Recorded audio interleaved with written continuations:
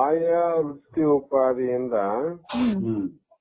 ಮನ, ಬುದ್ಧಿ, ಚಿತ್ತ, ಅಹಂಕಾರಗಳೆಂಬ ಹೆಸರನ್ನ ಪಡೆದಿದೆ. ಇಲ್ಲಿ ಚಿತ್ತವನ್ನು ಮನಸ್ಸಿನಲ್ಲಿಯೂ,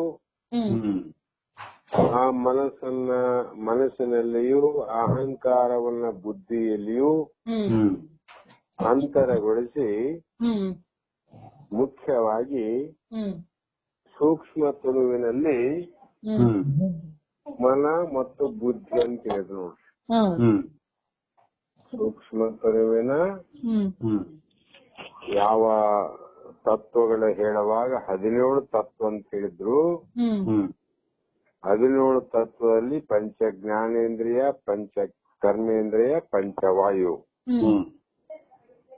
15 ಆದ್ಮೇಲೆ ಇನ್ನು ಉಳಿದ ಸ್ತಂಭ 2, ಒಂದು ಮನಸ್ಸು, ಒಂದು ಬುದ್ಧಿ. ಜಾಗ್ರದಲ್ಲಿ ಮನ, ಬುದ್ಧಿ, ಚಿತ್ತ, ಅಹಂಕಾರ ಅಂತ ಇರ್ತಾವ. ಸೂಕ್ಷ್ಮ ತನುವಿನಲ್ಲಿ ಚಿತ್ತವನ್ನ ಮನಸ್ಸಿನಲ್ಲಿ ಒಳಗಿರ್ತಾವ. ಅಹಂಕಾರದ ಒಳಗ ಬುದ್ಧಿ ಇರ್ತಾವ.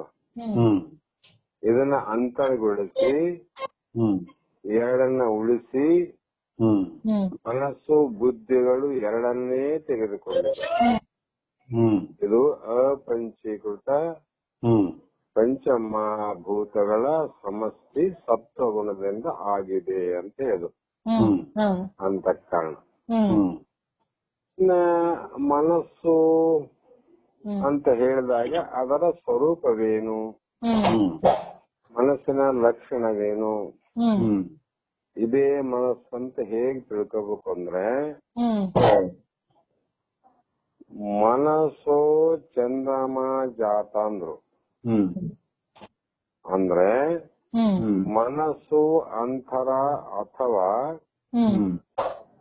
ಕುತ್ತಿಗೆಯಲ್ಲಿ ಇದ್ದುಕೊಂಡು ತನಗೆ ಅಧಿದೇವತೆಯಾದ ಚಂದ್ರನಿಂದ ಪ್ರೇರಿತವಾಗಿ ಇದು ಸಂಕಲ್ಪ ಮತ್ತು ವಿಕಲ್ಪವನ್ನ ಮಾಡುವುದು ಇದರ ಸ್ವರೂಪ. ಏನ್ ಮಾಡ್ತದ? ಸಂಕಲ್ಪ ಮತ್ತು ವಿಕಲ್ಪ ಮಾಡ್ತದ. ಇದು ಹೆಚ್ಚಾಗಿ ಕಂಠಸ್ಥಾನದಲ್ಲಿ ಅಂತ ಬರದಾರಮ್ಮ ವಾಸ ಮಾಡೋದು. ಮತ್ತ ಬುದ್ಧಿಯ ಸ್ವರೂಪ ಏನು ಅಂದ್ರೆ, ಬುದ್ಧಿಯು ಮುಖದಲ್ಲಿ ಇದ್ದುಕೊಂಡು ತಲೆ ಕಟ್ಟದಂತಾರಲ್ಲ, ನಮ್ಗೆ ಬುದ್ಧಿ ಆದಿಲ್ಲ ಅಂತ ಕೇಳೋದು. ಕೈಗೆ ಹೇಳಂಗಿಲ್ಲ, ಕಾಲಿಗೆ ಹೇಳಂಗಿಲ್ಲ, ಅದು ನೇರವಾಗಿ ನಮ್ಮ ಮುಖದಲ್ಲಿರುವಂತ ತಲೆಗೆನೆ ಅದು ಎಚ್ಚರಿಕೆಯನ್ನು ಕೊಡ್ತಾವ. ತನಗೆ ಅಧಿದೇವತೆಯಾದ ಯಾರು ಅಂದ್ರೆ ಬೃಹಸ್ಪತಿ ಅಥವಾ ಚತುರ್ಮುಖ ಬ್ರಹ್ಮನಿಂದ ಪ್ರೇರಿತವಾಗಿ ಇದು ನಿಶ್ಚಯವನ್ನು ಮಾಡ್ತಾವ. ಬುದ್ಧಿ ಇದು ಮಾಡಬೇಕು ಬಿಡಬೇಕು ಸಂಶಯದಿಂದ ಕೂಡಿದಾಗ, ಇದು ಮುಟ್ಟಬೇಕು ಮುಟ್ಟಬಾರದು ಅಂತ ಸಂಶಯ ಬಂದಾಗ, ಇದು ತಿನ್ನಬೇಕು ತಿನ್ನಬಾರದು ಅಂತ ಸಂಶಯ ಬಂದಾಗ ಒಂದು ನಿರ್ಣಯವನ್ನು ಕೊಡ್ತದೆ. ಅದು ತಿನ್ನದೇ ಬೇಡ ಅಂದಾಗ ಬಿಟ್ಟು ಹೋಗ್ಬಿಡ್ತಾನೆ ಮನುಷ್ಯ. ಮೊದಲು ಸಂಶಯದಾಗಿದ್ರಿ, ಆ ನಿಶ್ಚಯ ಮಾಡ್ತಕ್ಕಂಥ ತಿನ್ನು ಅಥವಾ ಬೇಡ ಅಂತ ಹೇಳಿ ಒಂದು ನಿರ್ಣಯವನ್ನ ಮಾಡುವಂತದ್ದೇ ನಿಶ್ಚಯ ಮಾಡುವಂತದ್ದೇ ಬುದ್ಧಿಯ ಧರ್ಮ. ಇದು ಚತುರ್ಮುಖ ಬ್ರಹ್ಮನಿಂದ ಅಥವಾ ಬೃಹಸ್ಪತಿಯಿಂದ ಪ್ರೇರಿತವಾಗಿ ನಿಶ್ಚಯವನ್ನು ಮಾಡುತ್ತದೆ. ಯಾಕಂದ್ರೆ ಇವನು ಏನು ಭೋಗ ಮಾಡಬೇಕು ಏನು ಮಾಡಬಾರದು ಅನ್ನುವುದನ್ನ ಪ್ರಾರಬ್ಧದಲ್ಲಿ ಬರೆದದ್ದನ್ನ ಆ ಬ್ರಹ್ಮನೇ ಪ್ರೇರಣೆ ಮಾಡವನು ಅಥವಾ ಬೃಹಸ್ಪತಿನೇ ಪ್ರೇರಣೆ ಮಾಡವನು.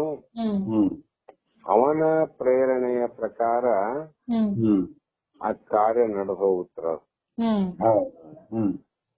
ಜಗತ್ತಿನಲ್ಲಿ ಬಹಳಷ್ಟು ಜನಗಳಿಗೆ ಗೊತ್ತಿದೆ ನೋಡ್ರಿ, ಯಾವುದನ್ನ ಮಾಡಿದರೆ ಕಷ್ಟ ಆಗ್ತದ ಅಥವಾ ಪಾಪ ಆಗ್ತದ, ಯಾವುದನ್ನ ಮಾಡಿದ್ರೆ ಸುಖ ಆಗ್ತದ ಅಥವಾ ಪುಣ್ಯ ಆಗುತ್ತದೆ ಅಂತ ಸಾಮಾನ್ಯವಾಗಿ ಎಲ್ಲರೇ ಮಾನವರಿಗೆ ಗೊತ್ತು ಇದ್ದು ಇದ್ದು ಇದ್ದು ಜಗತ್ತಿನಲ್ಲಿ ಎಷ್ಟೇ ಪಾಪದ ಕ್ರಿಯೆಗಳಾಗ್ತಾವ, ಕೊಲೆಗಳಾಗ್ತಾವ, ಸುಲಿಗೆಗಳಾಗ್ತಾವ, ಇಷ್ಟೆಲ್ಲ ಕಾರ್ಯ ನಡೀತಾವಲ್ಲಮ್ಮ. ಈ ವಿಚಾರ ಗೊತ್ತಿಲ್ಲ ಅಂತಲ್ಲ, ಇದು ಮಾಡಿದ್ರೆ ನಮಗ್ ದುಃಖ ಕೊಡ್ತದ ಅಂತ ಗೊತ್ತದ, ಕಷ್ಟ ಆಗ್ತಂದ ಗೊತ್ತದ. ಗೊತ್ತಿದ್ದು ಅದನ್ನೇ ಮಾಡ್ತಾನಂದ್ರೆ ಅವನು ಮಾಡಕ್ಕೆ ಅವನ ಇಚ್ಛೆ ಅಲ್ದ. ಅಲ್ಲಿ ಬುದ್ಧಿ ಹಂಗ ನಿಶ್ಚಯ ಮಾಡ್ತದ, ಮಾಡುವಂತದ ಕೊಲೆ. ಯಾಕಂದ್ರೆ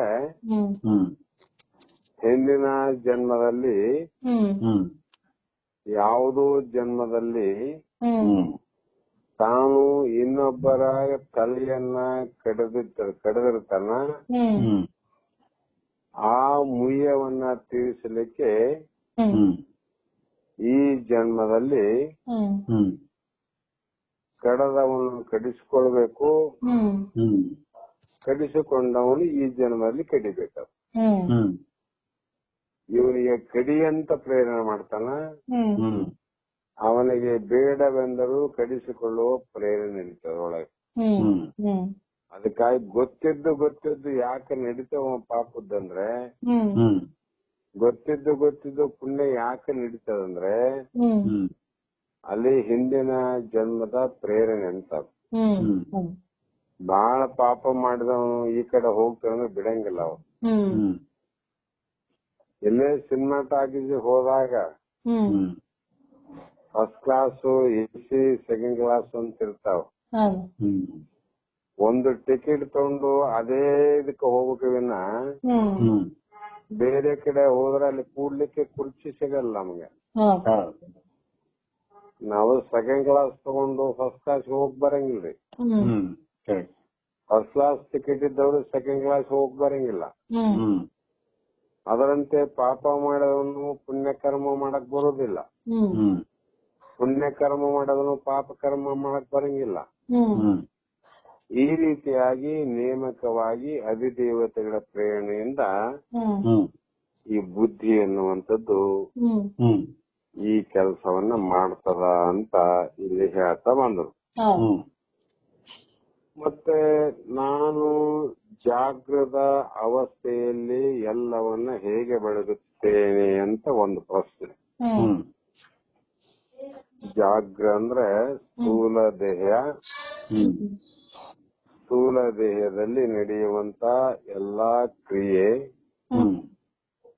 ಹೇಗೆ ಬೆಳಗುತ್ತೇನೆ ಅಂದ್ರೆ ಪ್ರಕಾಶವನ್ನ ಮಾಡುತ್ತೇನೆ ನಾನು ಅಂದ್ರೆ, ನಾನು ಜಾಗೃತ ಅವಸ್ಥೆಯಲ್ಲಿ ಮನಸ್ಸು ಇಂದ್ರಿಯಗಳ ಸಹಾಯದಿಂದ ಎಲ್ಲವನ್ನ ಬೆಳಗುತ್ತೇನೆ, ಅರ್ಥಾತ್ ಎಲ್ಲವನ್ನ ತಿಳಿಯುತ್ತೇನೆ.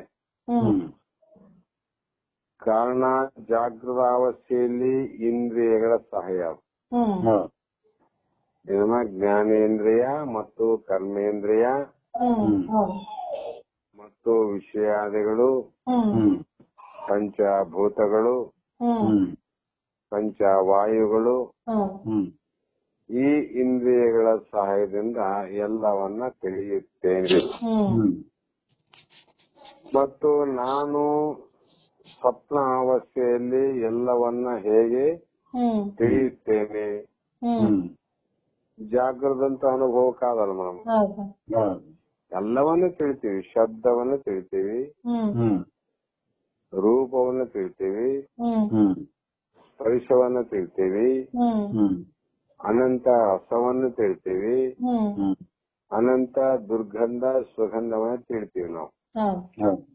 ಇದು ಜಾಗೃತದಲ್ಲಿ ನಡೆಯುವಂತ ವ್ಯಾಪಾರ. ಆ ಎಲ್ಲಾ ವ್ಯವಹಾರವನ್ನ ನಾನು ತಿಳಿಯುತ್ತೇನೆ. ತಿಳಿಯೋನು ನೀನಿದ್ದಿ. ಇವೆಲ್ಲ ತಿಳಿಸುವಂತವಲ್ಲಮ್ಮ.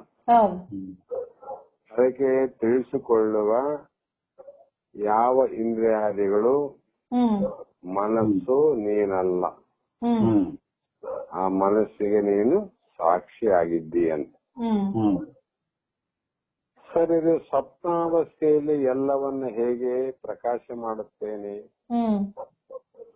ನಾನು ಸ್ವಪ್ನಾವಸ್ಥೆಯಲ್ಲಿ ಕೇವಲ ಅಂತಃಕರಣ ಉಪಾಧಿಯಿಂದ ಬೆಳಗುತ್ತೇನೆ.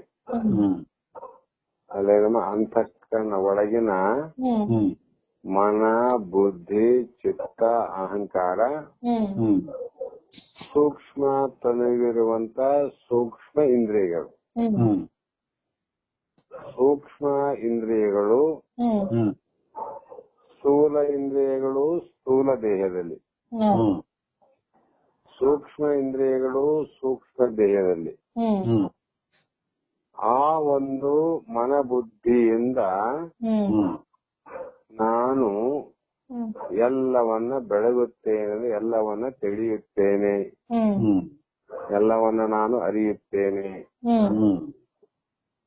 ಮತ್ತೆ ನಾನು ಸುಷುಪ್ತಿಯಲ್ಲಿ ಅಂದ್ರೆ ನಿದ್ರೆಯಲ್ಲಿ ಇರುವುದಿಲ್ಲ ಅಂತ ಎಲ್ಲರ ಕಲ್ಪನೆ. ನಾವು ನಿದ್ರೆಯಲ್ಲಿ ಏನಿಲ್ಲ,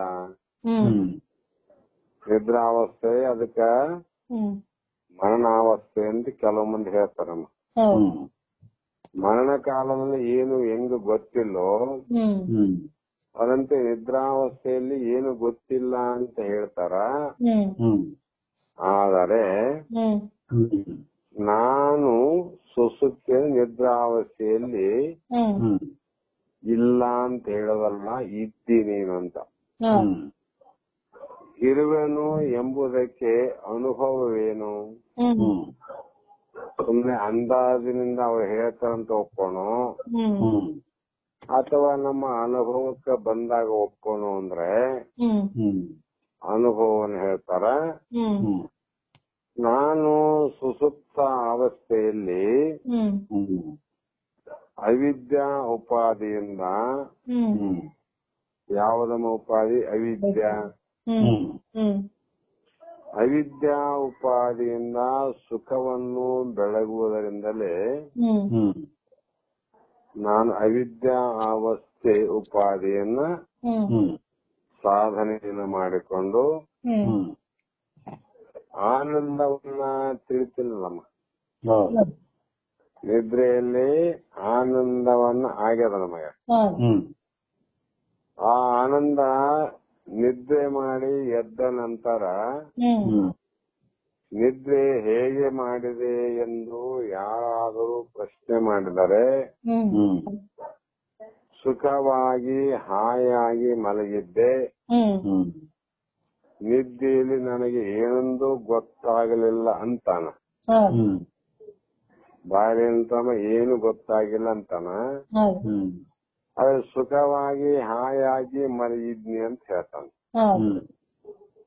ಈ ರೀತಿ ಹೇಳುವುದರಿಂದ ಸುಸುಪ್ತಿಯಲ್ಲಿ ನೀನು ಇದ್ದಿ ಅನ್ನೋದು ಅನುಭವ ಅಂದ್ರ. ನಾನು ಇದ್ದಿಲ್ಲ, ಅರಿಯುವನು ಒಬ್ಬನು ನಾನು ಇದ್ದಿಲ್ಲ ಅಂದ್ರೆ ನಿದ್ದೆಯನ್ನ ಅಂತೆಯಲ್ಲಿ ಆದಂತ ಆನಂದ ಮತ್ತು ಹಾಯಾಗಿ ಮಲಗಿದ್ದೆ ಎನ್ನುವಂತ ಸುಖದ ಅನುಭವನ ಹೇಳ್ತೇನಂದ್ರೆ ನಿದ್ರೆಯಲ್ಲಿ ನಾ ತಿಳಿದವನು ನಾನೇ ಇದ್ದೀನಿ. ತಿಳಿಯೋರು ಇಲ್ಲ ಅಂದ್ರೆ ಹೇಳೋಕ್ ಬರೋದಿಲ್ಲ ಅಂತ. ಅದೇ ಕಾರಣ ಅನುಭವ ಏನಂದ್ರೆ ನೀನು ಇದ್ದದಕ್ಕಾಗಿ ನಿದ್ರೆಯಲ್ಲಿ ಆನಂದ ಮತ್ತು ಹಾಯಾಗಿ ಅನ್ನುವಂದು ತಿಳಿದಿದ್ದಿ. ಅದಕ್ಕೆ ಸುಸುಪ್ತಿ ಅವಸ್ಥೆಯಲ್ಲೂ ಕೂಡ ನೀನಿದ್ದಿ ಅಂತ. ಜಾಗ್ರದಲ್ಲಿ ನೀನು ಇದ್ದಿ, ಸ್ಥೂಲ ದೇಹವನ್ನ ಸಾಧನ ಮಾಡಿಕೊಂಡು ಎಲ್ಲವನ್ನ ತಿಳಿದಿ. ಸ್ವಪ್ನಾವಸ್ಥೆಯಲ್ಲಿ ಅಂತಃಕರಣ ಸಹಾಯ ಮಾಡಿಕೊಂಡು ನೀನು ತಿಳಿದಿ. ನಿದ್ರಾವಸ್ಥೆಯಲ್ಲಿ ಕೂಡ ಆನಂದ ಹಾಯಾಗಿ ಎನ್ನುವುದನ್ನ ಅರಿತಿದ್ದಂದ್ರೆ ಅಲ್ಲಿ ಕೂಡ ನೀನಿದ್ದಿ. ಆದರೆ ಈ ಅವಸ್ಥೆಗಳು ಮಾತ್ರ ಒಂದರೊಳಗೆ ಒಂದಿಲ್ಲ ನೋಡಮ್ಮ. ಜಾಗ್ರೆ ಬಂದಾಗ ಸ್ವಪ್ನ ಇಲ್ಲ, ಸ್ವಪ್ನದಲ್ಲಿ ಇನ್ನ ಸುಸುಪ್ತಿ ಇಲ್ಲ ಅಂತ. ಮತ್ತೆ ಸುಸುಪ್ತಿಯಲ್ಲಿ ಜಾಗ್ರ ಇಲ್ಲ, ಜಾಗ್ರದಲ್ಲಿ ಸ್ವಪ್ನ ಇಲ್ಲ. ಹೇಗೆ ವಿಚಾರ ಮಾಡಿದ್ರು ಕೂಡ ಇವು ಒಂದರ ಒಳಗೆ ಒಂದಿಲ್ಲ. ಇದನ್ನೇ ದೃಷ್ಟಿಯನ್ನಿಟ್ಟುಕೊಂಡು ನಿಜಗುಣರು ಮೂರು ಅವಸ್ಥೆಗಳು ಒಂದರ ಒಳಗೂ ಒಂದೇ ಇಲ್ಲ, ಮೂರು ಅವಸ್ಥೆಗಳನ್ನ ಅರಿಯುತ್ತಾ ಬೇರೆ ಸಾಕ್ಷಿಕನಾಗಿ ನೀನಿದ್ದು ನೀನು ಮಾತ್ರ ಎಲ್ಲಾ ಅವಸ್ಥೆಯಲ್ಲಿದ್ದು ನೋಡ್ರಿ. ಅಂದ್ರೆ ಏನಾಗ್ತದೆ, ಮೂರು ಕಾಲದಾಗ ಇರೋನಂತ ಅರ್ಥ ಆಯ್ತಲ್ಲ. ಈ ರೀತಿ ನಾನು ನಿದ್ರೆಯಲ್ಲಿ ನಾನಿದ್ದೇನೆ ಅಂತ ಅರ್ಥ ಆಯ್ತು. ಇನ್ನ ಸೂಕ್ಷ್ಮ ದೇಹಕ್ಕೆ ಸಂಬಂಧಪಟ್ಟಂತ 17 ತತ್ವಗಳೇನವ, ಅವು ಕೂಡ ನಾನಲ್ಲ ಮತ್ತು ನನ್ನವಲ್ಲವೆಂದು ಹೇಗೆ ತಿಳಿದುಕೊಳ್ಳಬೇಕು?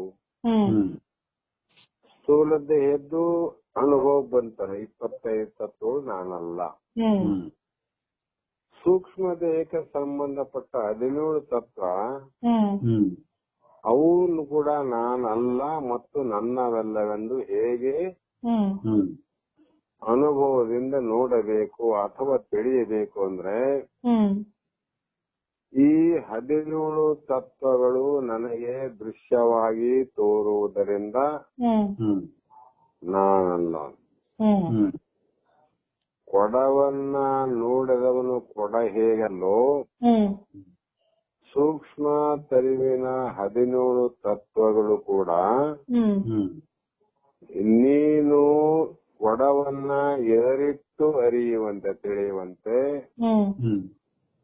ಸೂಕ್ಷ್ಮ ದೇಹದ 17 ತತ್ವಗಳು ಮಾಡುವಂತ ಕ್ರಿಯೆಗಳನ್ನ ನೀ ತಿಳಿತಿದ್ದಿ ಅಂದ್ರೆ ಅವು ನೀನಲ್ಲ.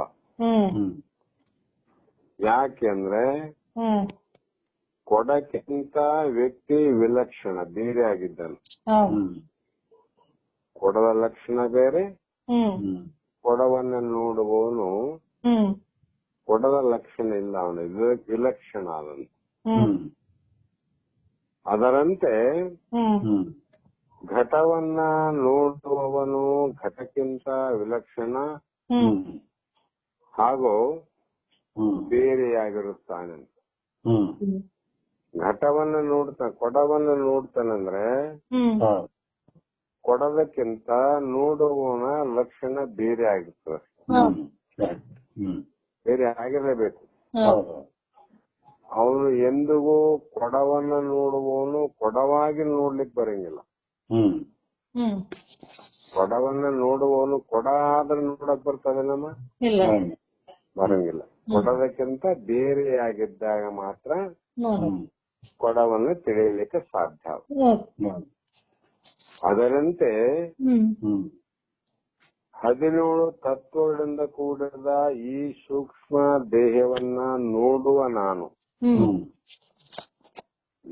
ನಾನು ಎಂದಿಗೂ ಈ ದೇಹವಾಗುವುದಿಲ್ಲ. ಅವನು ಎಂದಿಗೂ ಕೊಡಾಗಲಿಲ್ಲ, ಅದರಂಗ ನಾನು ಎಂದಿಗೂ ಸೂಕ್ಷ್ಮ ದೇಹವಾಗುವುದಿಲ್ಲ. ಈ ದೇಹದ ತತ್ವಗಳು ನಾನಾಗೋದಿಲ್ಲ. ಈ ರೀತಿ ವಿಚಾರ ಮಾಡಿ ಸೂಕ್ಷ್ಮ ದೇಹವು ಕೂಡ ನಾನಲ್ಲ ಮತ್ತು ನನ್ನದು ಅಲ್ಲ ಎಂಬುದಾಗಿ ತಿಳಿದುಕೊಳ್ಳಬೇಕು. ನಾನಲ್ಲ ಅಂದ್ಮೇಲೆ ಅದೇನಮ್ಮ ನಾನಲ್ಲ ಅಂತ ಅರ್ಥ. ನಾನಲ್ಲ ಅಂದ್ರೆ ನನ್ನದಲ್ಲ ಅಂತ ಅರ್ಥ. ನನ್ನದಲ್ಲ ಅಂದ್ರೆ ನಾನಲ್ಲ ಅಂತ ಅರ್ಥ. ಇವು ವಿರುದ್ಧ ಶಬ್ದಗಳಂತ. ಹೌದು, ಇಲ್ಲಿಯವರೆಗೂ ಎಲ್ಲವನ್ನ ಹೇಳಿದ್ರೆ ನಾ ಎಲ್ಲವನ್ನ ಅರ್ಥ ಮಾಡಿಕೊಂಡೆ, ಇಲ್ಲಿವರೆಗೂ ತಿಳಿದುಕೊಳ್ಳುವ ಪ್ರಯತ್ನ ಮಾಡಿದೆ. ಈ ರೀತಿಯಾಗಿ ಸ್ಥೂಲ ದೇಹ ನಾನಲ್ಲ, ಸೂಕ್ಷ್ಮ ದೇಹ ನಾನಲ್ಲ ಅಂತ ತಿಳ್ಕೊಂಡಿನಿ. ಈ ರೀತಿ ತಿಳಿಯುವುದರಿಂದ ನನಗೆ ಉಂಟಾಗುವ ಲಾಭವೇನು? ನಾ ಪೂರ್ವದಲ್ಲಿ ಹೇಳೇನ್ರಿ, ಪ್ರತಿಯೊಬ್ಬ ಜೀವಿ ಯಾವುದೇ ಕಾರ್ಯ ಮಾಡಿದ್ರು ಲಾಭವನ್ನ ದೃಷ್ಟಿಯಲ್ಲಿಟ್ಟುಕೊಂಡೇ ಮಾಡ್ತಾನ. ನಷ್ಟವನ್ನ ಇಟ್ಟುಕೊಂಡು ಯಾರೂ ವ್ಯವಹಾರ ಮಾಡಂಗಿಲ್ಲ. ಏನೇನ ಮಾಡ್ಲಿ ಇದಕ್ಕೆಷ್ಟು ಲಾಭ ಆಗ್ತದ ಅಂತ ದೃಷ್ಟಿ. ಅದರಂಗ ಇದರಿಂದ ತಿಳಿಯೋದ್ರಿಂದ ಆಗುವ ಲಾಭವೇನು ಅಂದ್ರೆ, ಈ 17 ತತ್ವಗಳಿಂದ ಕೂಡಿದ ಸೂಕ್ಷ್ಮ ದೇಹವು ನಾನು ಮತ್ತು ನನ್ನದು ಎಂಬುದಾಗಿ ಭಾವಿಸಿದ್ದ ತಪ್ಪು ತಿಳುವಳಿಕೆ ಹೋಗುವುದೇ ಲಾಭ. ಇಲ್ಲಿವರೆಗೆ ಏನ್ ತಿಳ್ಕೊಂಡೇವ? ತಪ್ಪು ತಿಳುವಳಿಕೆ ಆಗಿತ್ತು. ಆ ತಪ್ಪು ತಿಳುವಳಿಕೆ ಹೋಗಿ ಸರಿಯಾದ ತಿಳುವಳಿಕೆ, ಸರಿಯಾದ ವಿವೇಕ ಏನು ಪ್ರಾಪ್ತಿ ಆಗದ ಅದೇ ಲಾಭ. ಈ ವಿಷಯಕ್ಕೆ ಏನಾದ್ರೂ ದೃಷ್ಟಾಂತ ಹೇಳ್ತಾರೇನು ತಿಳಿಯುವಂಗಂದ್ರೆ, ಒಂದು ನಾಟಕ ಶಾಲೆಯಲ್ಲಿ ರಾಜ, ಮಂತ್ರಿ, ಸೈನಿಕರು ಅಂದ್ರೆ ಅಲ್ಲಿ ಕೂತಂತವರು ತಮ್ಮ ತಮ್ಮ ಸ್ಥಾನಗಳಲ್ಲಿ ಕುಳಿತು ನೃತ್ಯವು ಪ್ರಾರಂಭವಾಗುವುದನ್ನೇ ಎದುರು ನೋಡುತ್ತಿದ್ದಾರೆ. ರಾಜನ ಸಭಾಂಗಣದಲ್ಲಿ ಆಹ್ವಾನಿತರು ಆರ, ಪ್ರಜೆಗಳು ಆರ, ಮಂತ್ರಿಯನ, ರಾಜನಾನು. ಅಲ್ಲಿ ಒಂದು ನೃತ್ಯವನ್ನ ಏರ್ಪಾಟ ಮಾಡ್ಯಾರ. ಅದು ಪ್ರಾರಂಭ ಆಗೋದಕ್ಕಿಂತ ಮುಂಚೆ ಯಾವಾಗ ನೃತ್ಯ ಪ್ರಾರಂಭ ಆಗ್ತಂತ ಎದುರು ನೋಡ್ತಾರೆ. ಆಗ ಒಬ್ಬ ನರ್ತಕಿ ಬಂದು ನೃತ್ಯ ಅಂದ್ರೆ ನಾಟ್ಯವನ್ನ ಮಾಡುತ್ತಾಳೆ. ಅದಕ್ಕೆ ಅನುಸಾರವಾಗಿ ಪಕ್ಕ ವಾದ್ಯದವರು ವಾದ್ಯಗಳನ್ನು ಬಾರಿಸುತ್ತಾರೆ. ಆಕೆ ನೃತ್ಯ ಮಾಡ್ಬೇಕಾದ್ರೆ ಸುಮ್ನೆ ಮಾಡಂಗಿಲ್ಲ. ವಾದ್ಯ ಬಾರಿಸೋರು ಇರ್ತಾರ, ವಾದ್ಯಗಳಿರ್ತಾವ, ಮತ್ತೆ ಹಿನ್ನೆಲೆ ಗಾಯಕರಿರ್ತಾರ. ಅವರು ಅದಕ್ಕ ತಾಳಕ್ಕೆ ತಕ್ಕಂತೆ ವಾದ್ಯಗಳು ನಾದವನ್ನು ಮಾಡ್ತಿರ್ತಾವ. ಪಿಟೀಲು ನಾದ, ದಮ್ಮಡಿ ನಾದ, ಗೆಜ್ಜೆ ನಾದ, ನಗಾರಿ ನಾದ. ಈ ಬಾರಿಸುವಾಗ ರಾಜ, ಮಂತ್ರಿ, ಸೈನಿಕರು ಎಲ್ಲರೂ ಸಂತೋಷದಿಂದ ನೋಡುತ್ತಾ ಕುಳಿತಿರುತ್ತಾರೆ. ಆದರೆ ಇದೆಲ್ಲವನ್ನ ಆ ನೃತ್ಯ ಶಾಲೆಯಲ್ಲಿ, ಯಾಕಂದ್ರೆ ನಾಟ್ಯ ಏರ್ಪಾಟು ಮಾಡದೆ ರಾತ್ರಿ ಕಾಲ, ರಾತ್ರಿಯಲ್ಲಿ ಮಾಡ್ತಾರ. ಅದು ರಂಗಮಂಟಪದಲ್ಲಿ. ಆ ನೃತ್ಯ ಶಾಲೆಯಲ್ಲಿರುವಂತ ಒಂದು ದೀಪವು ಬೆಳಗುತ್ತದೆ ಅಂತ. ಒಂದು ದೀಪ ಆ ಒಂದೇ ದೀಪ ರಾಜನನ್ನ ಬೆಳಗುವುದು ಅದೇ ದೀಪ, ಮಂತ್ರಿಯನ್ನ ಬೆಳಗುವುದು ಅದೇ ದೀಪ, ಸಭಿಕರನ್ನ ಪ್ರಕಾಶ ಮಾಡುವುದು ಅದೇ ದೀಪ, ಕುಣಿಯುವಂತ ನರ್ತಕಿಯನ್ನ ಪ್ರಕಾಶ ಮಾಡುವುದು ಅದೇ ದೀಪ, ವಾದ್ಯ ಮತ್ತು ವಾದ್ಯಗಳನ್ನ ನುಡಿಸುವವರು ಕೂಡ ಅದೇ ದೀಪ. ಸ್ವಲ್ಪ ಹೊತ್ತಾದ ನಂತರ ನೃತ್ಯ ಮುಗಿದು ಹೋಗುತ್ತದೆ. ತಾಸು 2 ತಾಸು ಆಮೇಲೆ ಮುಗಿತದಲ್ಲಮ್ಮ. ಆ ಮುಗಿದ ಮೇಲೆ ಅಲ್ಲಿ ಯಾರ ಎಲ್ಲಾ ಖಾಲಿ, ಅಲ್ಲಿಗೆ ಎಲ್ಲಾ ಖಾಲಿ ಇದ್ದುದನ್ನು ಕೂಡ ಆ ದೀಪವೇ ಬೆಳಗುತ್ತದೆ. ಅಲ್ಲಿ ಯಾರಿಲ್ಲಪ್ಪ ಅಂತ ತಿಳಿದು ಯಾರ ಸಹಾಯದಿಂದ ಅಂದ್ರೆ ದೀಪದ ಬೆಳಕಿನ ಸಹಾಯದಿಂದ. ಎಲ್ಲರೂ ಇದ್ದಾರಂತ ತಿಳ್ಕೊಂಡದ್ದು ದೀಪದ ಸಹಾಯದಿಂದನೇ. ನಂತರ ಎಲ್ಲರೂ ಹೋದ ಮೇಲೆ ಉಳಿದ ಖಾಲಿ ಸ್ಥಳವನ್ನ ಪ್ರಕಾಶ ಮಾಡುತ್ತದೆ. ಇದನ್ನ ಒಂದು ದೃಷ್ಟಾಂತ ಹೇಳಿದ್ರಿ ಈಗ. ಅದಕ್ಕೆ ನಿಜಗಳು ಅರಸು ನರ್ತಕಿ ತಾಳಧಾರಿ ಸೂರ್ಯಗಳನ್ನು ಆವರಿಸಿ ಬೆಳಗುವ ರಂಗದ ಎಳೆಯು ದೀಪದಂತೆ ಅಂತ ಅವ್ರು ಇಷ್ಟ ಹೇಳಿದವರು. ಅದನ್ನೇ ಇಲ್ಲಿ ಹೇಳ್ತಾ ಬಂದ್ರಮ್ಮ. ಇದು ಒಟ್ಟಿನಲ್ಲಿ ಇದು ಯಾರ ಬೆಳಕಿನಿಂದ ತಿಳಿದುವರೆಂದ್ರೆ ಒಂದೇ ದೀಪದಿಂದ, ಒಂದು ದೀಪದ ಬೆಳಕಿನಿಂದ. ಇದಕ್ಕ ದಾಷ್ಟಾಂತವೇನ್ರಿ ಹಿಂಗೆ ಹೇಳಿದ್ರೆ ಹೆಂಗ್ ತಿಳ್ಕೋಬೇಕು ಅಂದ್ರೆ, ಸ್ಥೂಲ ದೇಹವೇ ಒಂದು ನೃತ್ಯ ಶಾಲೆ, ಅಲ್ಲಿ ರಂಗಮಂದಿರ ಅಂದ್ರಲ್ಲ, ಇದು ಈ ನಮ್ಮೆಲ್ಲರ ಸ್ಥೂಲ ದೇಹವೇ ಒಂದು ನಾಟ್ಯ ಶಾಲೆ. ಇದ್ರ ಒಳಗ ಚಿದಾಭಾಸನೇ ರಾಜ ಅಂತ, ಆಭಾಸವಾಗಿರ್ತಕ್ಕಂಥ ರಾಜ, ಜೀವ ಅಂತ ಅರ್ಥ. ಮತ್ತೆ ಮನಸ್ಸೇ ಮಂತ್ರಿ. ಇಲ್ಲಮ್ಮ ಇಷ್ಟಾಗ ಈ ದೇಹದಾಗ ಮಾಡ್ತಾರೆ ಇದು ನೃತ್ಯ. ಬುದ್ಧಿ ನರ್ತಕಿ, ದಶೇಂದ್ರಿಯಗಳೇ ವಾದ್ಯಗಾರರು, ಜ್ಞಾನೇಂದ್ರಿಯ ಕರ್ಮೇಂದ್ರಿಯಗಳು ಇವೇ ವಾದ್ಯಗಾರರು. ಪಂಚ ಪ್ರಾಣಗಳೇ ಅನುಚರರು, ಶಬ್ದಾದಿ ಪಂಚ ವಿಷಯಗಳೇ ಸಭಿಕರು. ನೋಡಕ್ ಕುಂತಾರಲ್ಲ, ಶಬ್ದ ಸ್ಪರ್ಶ ರೂಪ ರಸ ಗಂಧಿ ಇವೆಲ್ಲ ಇವರು. ಇಂಥ ಸಮಯದಲ್ಲಿ ಬುದ್ಧಿ ಎಂಬ ನರ್ತಕೆಯು ಜಾಗೃತ್ ಸ್ವಪ್ನಗಳಲ್ಲಿ ವಿಷಯಗಳನ್ನೇ ಕೂಡಿ ಅವುಗಳನ್ನ ಭೋಗಿಸುತ್ತಾ ಎಲ್ಲಾ ವ್ಯವಹಾರ ಮಾಡ್ತಾಳೆ ನೋಡ್ರಿ. ಆಕೆ ಎಲ್ಲಾ ರೀತಿಯ ನೃತ್ಯ ಆವ ಭಾವ ಅಂತ 9 ಪ್ರಕಾರ ಅವ. ಆವ ಭಾವದಿಂದ ನವರಸದಿಂದ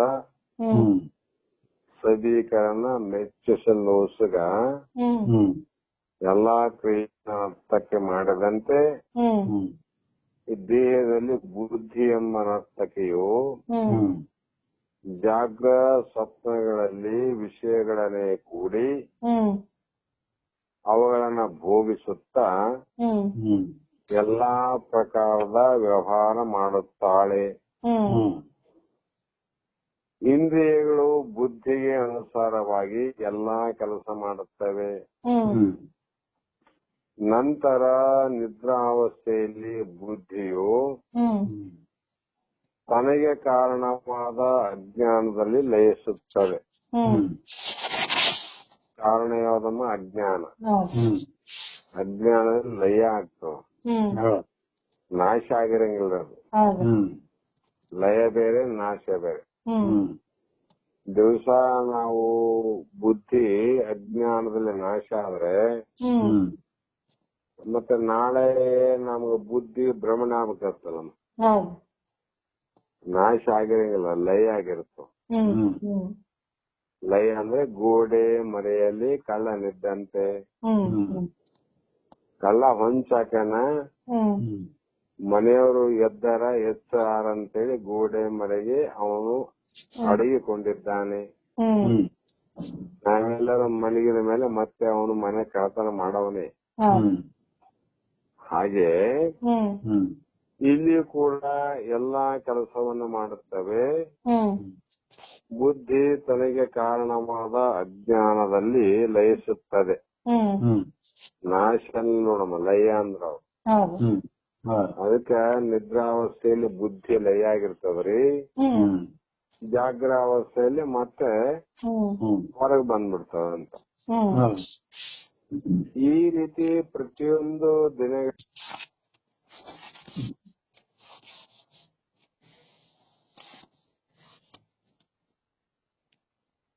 ಹಲೋ ಹಲೋ ಕರೆಕ್ಟ್.